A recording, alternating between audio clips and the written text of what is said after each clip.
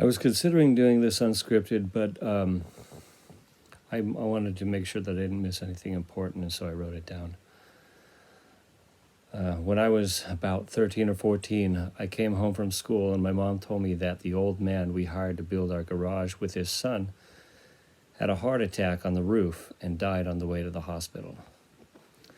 When his son got back in touch with my parents about finishing the job, he explained that my family was aware of the heart condition, that his family was aware of the heart condition, but they couldn't afford the treatment. He may have brought it up, but I remember my parents and I became hyper aware that Canada's healthcare system was far, far better. Many years later, my dad had a total hip replacement courtesy of the U.S. taxpayer. You see, my dad is a Vietnam veteran and entitled to VA benefits. The trick is you actually have to go to the VA facility. One day his hip went suddenly out of place and he was in an unyielding state of torture. I called 911 and the ambulance took him about 5 minutes to the nearest hospital, not the VA. He was under the impression that if it was an emergency and a VA hospital was unreasonably far away, that he could get them to pay the bill. He was wrong. They refused, twice. The VA was an hour drive away. You see, pizza delivery doesn't offer good insurance, if any at all.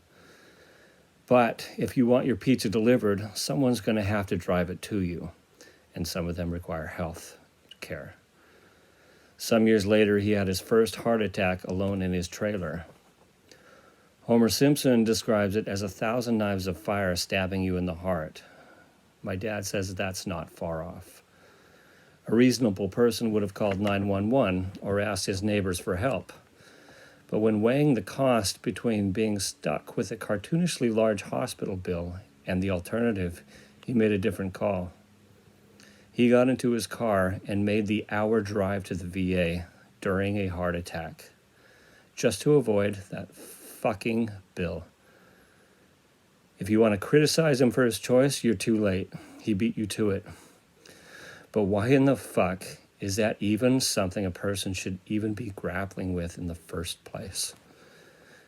This emergency we call a U.S. healthcare system was resolved 4 decades ago in every other rich nation and many poor nations as well. My patience ran out a very long time ago. I'm just angry now.